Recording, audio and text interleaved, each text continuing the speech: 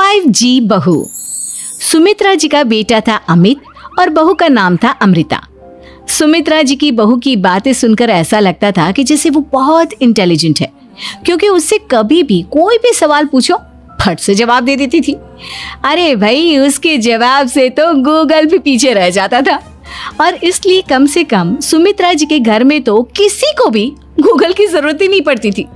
जब भी घर में कोई बात चलती, कोई कुछ भी कहता, तो अमृता फट से कह देती, ये तो मेरे साथ भी हुआ था, मुझे इसके बारे में सब मालूम है।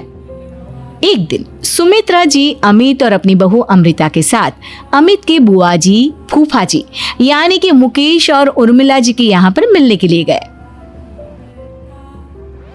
अरे बहुत अच्छा किया अमित बेटा, इतने दिनों के बाद आए हो तुम।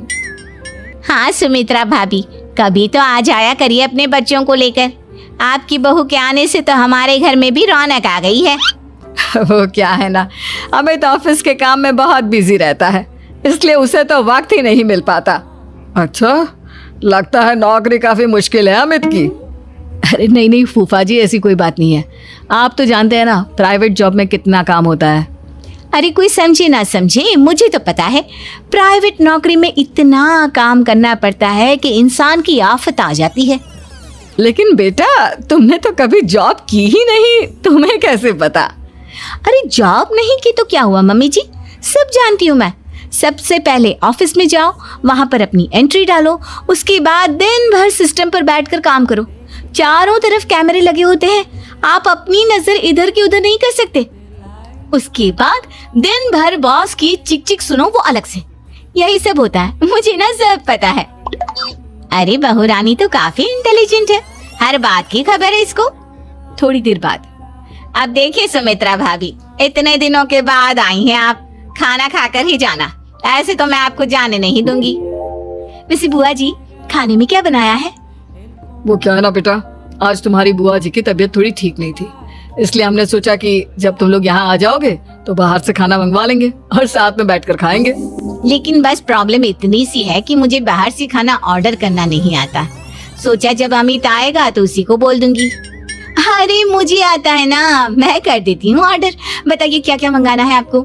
इटालियन, कॉन्टिनेंटल, इंडियन, पंजाबी, सब पता है मुझे।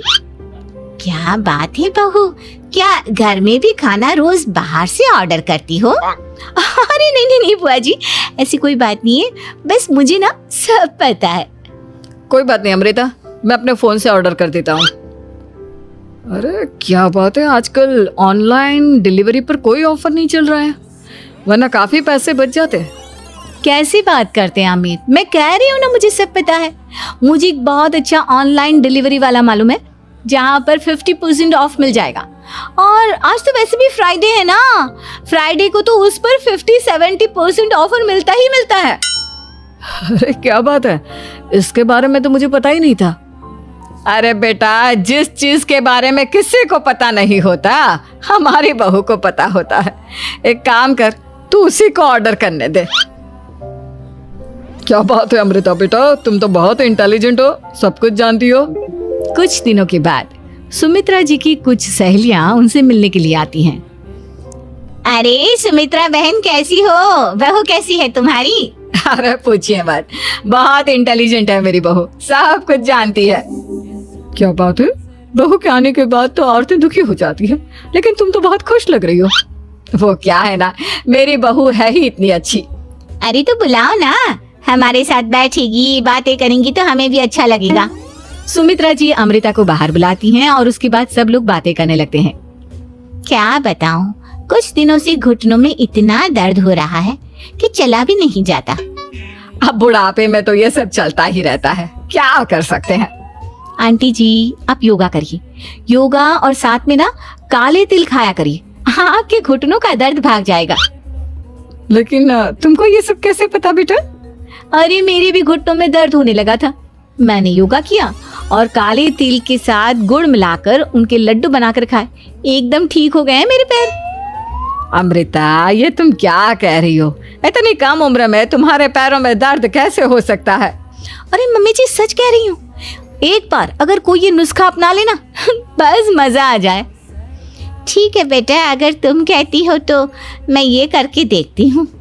मुझे सब पता है आंटी जी, ये मेरे साथ हो चुका है, इसीलिए तो बता रही हूँ मैं आपको, ऐसे नहीं बताती किसी को। कुछ दिनों के बाद अमित अमृता को अपने दोस्तों के साथ घूमने के लिए ले जाता है। क्या यार, क्या जिंदगी हो गई है। सारा दिन ऑफिस का काम करते रहो, अपनी हेल्थ पर तो ध्यान ही नहीं दे सकते। अरे क्यों नहीं दे सकते अपनी हेल्थ पर ध्यान, सब दे सकते हैं।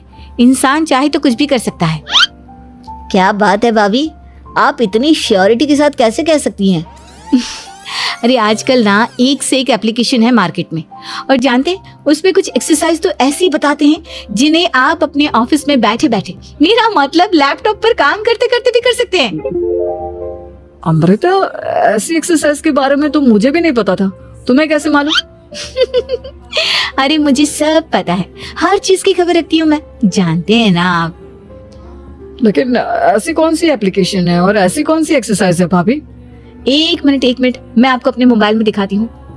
अरे वाकई में भाभी तो सही कह रही है। देखो यार, इसमें कितनी अच्छी एक्सरसाइज दिखाई गई है। अपनी चेयर पर बैठे बैठे एक्सरसाइज भी कर लो, काम भी और हेल्थ भी। वाह भाभी वाह, मजा आ गया। लेकिन अमृता, तुम्हें इस बारे में कैसे पता? अब मेरे साथ जो चीज हो चुकी है उसके बारे में तो मुझे पता होगा ही ना अमित। मतलब तुम कब ऑफिस में काम करने गई जो तुमने ऑफिस करते करते एक्सरसाइज की?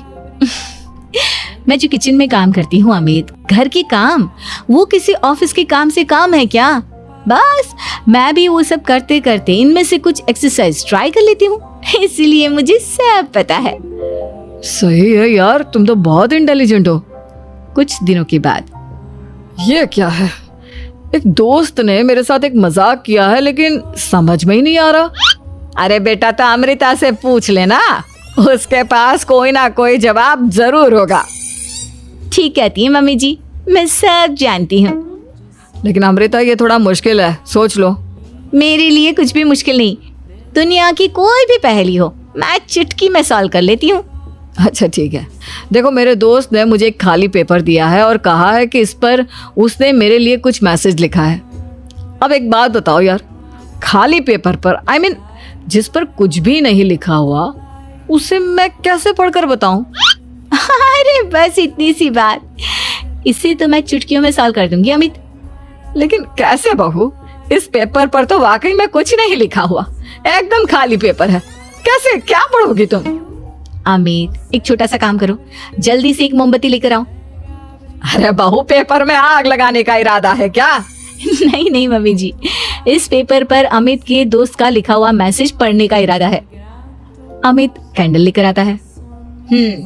अब ना बस इस पेपर को धीरे धीरे कैंडल के ऊपर घुमाते रहो, देखना 2 ही मिनट में मैसेज आपकी आंखों के सामने होगा।